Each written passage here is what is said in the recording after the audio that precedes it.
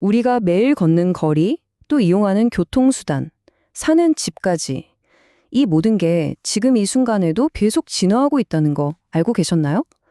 그런데 만약 그 진화의 방향이 딱 두 갈래로 나뉜다면 어떨까요? 오늘은 기술이 도시를 바꾸는 두 가지 완전히 다른 미래를 들여다보려고 합니다. 바로 소프트웨어가 지배하는 도시와 하드웨어가 중심이 되는 도시의 모습이죠. 여러분은 과연 어떤 미래에 살고 싶으신가요? 이 그림 하나를 보시면 모든 게 한눈에 이해가 됩니다. 왼쪽에 있는 과거 모델은 정부가 모든 걸 통제하는 잘 포장된 도로 같았어요. 정해진 길로만 가야 했죠. 하지만 오른쪽의 현재 스마트 시티는 완전히 다릅니다. 초점이 건널에서 데이터로 넘어가면서 도시는 이제 시민과 기업이 같이 문제를 해결하고 새로운 서비스를 만들어내는 거대한 앱스토어처럼 변하고 있거든요. 도시가 진짜 살아있는 유기체가 된 거죠. 그럼 스마트 시티가 정확히 뭘까요? 흔히들 엄청 화려한 기술의 집합체라고 생각하시는데 사실 핵심은 그게 아닙니다. 이 정의에서 제일 중요한 단어는 바로 해결 그리고 개선이에요. 아무리 멋진 기술이라도 당장 교통체증을 줄여주지 못하고 우리 부모님의 삶을 더 편하게 만들어주지 못한다면 무슨 의미가 있겠어요, 그쵸? 기술은 목적이 아니라 더 나은 삶을 위한 똑똑한 도구일 뿐이라는 겁니다. 그렇다면 이 똑똑한 도시는 대체 어떻게 움직이는 걸까요? 그 비밀은 바로 이 보이지 않는 뇌에 있습니다. 도시 전체를 하나의 생명체처럼 생각하고 반응하게 만드는 핵심의 엔진이라고 할 수 있죠. 이 뇌가 어떻게 보고 또 기억하고 심지어 상상까지 하는지 지금부터 그 세 가지 핵심 기능을 한번 파헤쳐 보겠습니다. 자, 이 도시의 뇌는 크게 세 부분으로 나뉘어요. 먼저 도시 곳곳에 깔린 센서가 우리 몸의 신경계처럼 정보를 쫙 빨아들입니다. 이 정보는 데이터 허브라는 그러니까 두뇌의 기억 저장소로 모여서 AI가 분석하고 판단을 내리죠. 아, 이 지역에 곧 교통체증이 생기겠는데? 하는 식으로요. 근데 여기서 정말 놀라운 건 세 번째, 상상력을 담당하는 디지털 트윈입니다. 가상도시에다가 새로운 지하철 노선을 미리 한번 만들어보고 교통 문제가 진짜 해결되는지 시뮬레이션까지 해보는 거예요. 이 세 가지가 합쳐져서 도시의 진짜 지능이 탄생하는 겁니다. 자, 이제 이론은 이쯤 하고요. 현실 세계의 거대한 실험실로 한번 떠나보죠. 바로 지금 한국에서 벌어지고 있는 일입니다. 아무것도 없는 말 그대로 백지 상태의 땅 위에 미래 도시의 운명을 건 두 개의 서로 다른 청사진이 동시에 그려지고 있어요. 하나의 국가에서 펼쳐지는 두 개의 미래라니? 정말 흥미롭지 않나요?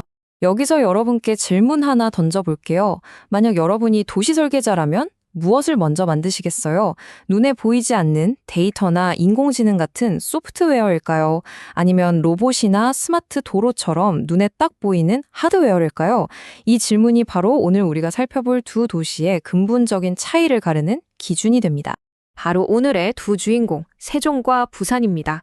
왼쪽에 있는 세종은 보이지 않는 데이터와 AI로 도시를 최적화하는 두뇌형 도시에 가깝고요. 반면에 오른쪽 부산은 로봇과 강력한 인프라로 도시를 움직이는 일종의 근육형 도시라고 할 수 있죠. 한쪽은 삶의 질을 바꾸는데 다른 한쪽은 새로운 산업을 만드는 데 집중하고 있어요. 과연 어떤 방식이 미래에 더 가까울까요? 자, 그럼 이제부터 두 도시의 전략을 본격적으로 한번 해보겠습니다. 보이지 않는 지능의 소프트웨어 도시 대 눈에 보이는 힘의 하드웨어 도시. 지금부터 세기의 대결이 시작됩니다. 이 표가 두 도시의 DNA 차이를 아주 극명하게 보여줍니다.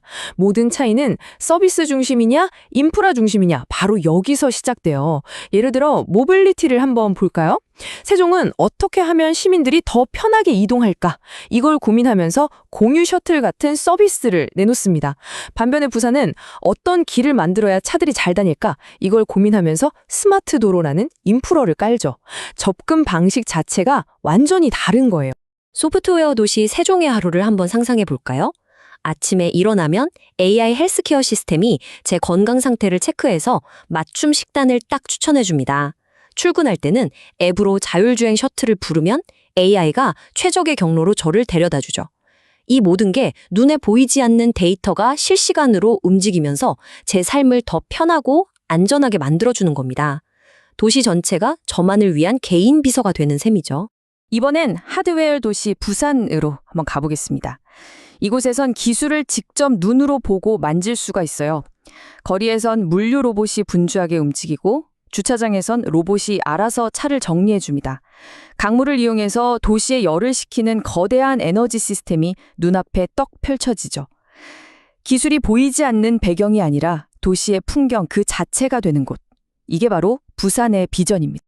이 차이를 더 명확하게 이해하기 위해서 물을 다루는 방식을 비교해 볼게요. 두 도시 모두 친환경을 지향하지만 관점은 완전히 달라요. 세종에게 물은 AI가 스마트하게 관리하는 생활 인프라입니다. 하지만 부산에게 물은 도시의 핵심 엔진이자 산업이죠. 홍수 예측 레이더 같은 강력한 하드웨어를 이용해서 재해에 대응하고 또 수열 에너지를 생산하는 자원으로 활용하는 겁니다. 정말 흥미로운 차이죠? 자, 지금까지 우리는 정말 화려한 기술 이야기를 했습니다. 하지만 이 모든 로봇과 AI 결국 누구를 위한 걸까요? 맞습니다. 바로 우리 사람입니다. 사실 스마트 시티의 진짜 혁신은 기술 자체가 아니라 도시의 주인이 바뀌는 것, 즉 새로운 도시 운영 체제가 등장하는 데 있습니다. 이 그림이 바로 그 핵심적인 변화를 보여주는 건데요. 과거에는 정부가 여기 다리를 놓겠습니다 하고 결정하는 탑다운 방식이었잖아요. 하지만 이제는 시민들이 아니 우리 동네는 밤길이 너무 어두워요 라고 문제를 제기하면 그 문제를 해결하기 위해서 스마트 가로등 기술을 다 같이 고민하는 바텀업 방식으로 바뀝니다. 기술의 시작점이 전문가의 책상이 아니라 바로 시민의 불편함이 되는 거죠. 이런 시민 참여를 가능하게 하는 무대가 바로 리빙랩, 우리말로 하면 살아있는 실험실입니다. 도시 전체가 하나의 거대한 실험실이 되는 거예요. 우리 동네 주부, 코딩하는 개발자, 그리고 공무원이 한자리에 모여서 쓰레기 문제를 어떻게 해결할까? 이걸 고민하고 아이디어로 나온 로봇을 길거리에서 바로 테스트해보는 거죠. 실패도 환영받는 그런 혁신의 놀이터라고 할 수 있습니다. 바로 이런 리빙랩을 통해 탄생한 아이디어들이 지금 보시는 이런 서비스들입니다. 주차하기 너무 힘들다는 시민의 목소리가 스마트 주차 앱을 만들었고요. 혼자 계신 부모님이 걱정된다는 자녀의 마음이 IoT 돌봄 서비스를 탄생시켰습니다. 뭔가 거창한 기술이 아니라 우리의 작은 불편함에서 시작된 우리가 직접 체감할 수 있는 변화들이죠. 자, 이제 슬슬 마지막 결론을 향해 가보겠습니다. 우리가 지금까지 살펴본 이 모든 놀라운 기술들의 진짜 목표는 과연 무엇일까요? 스마트 시티의 성공을 가늠하는 궁극적인 척도는 무엇이 되어야 할까요?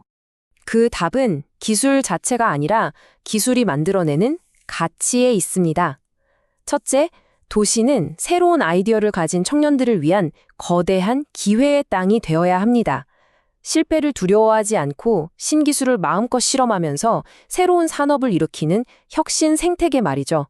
그리고 더 중요한 둘째, 그 혁신의 과실이 모두에게 골고루 돌아가는 포용적 도시가 되어야 합니다.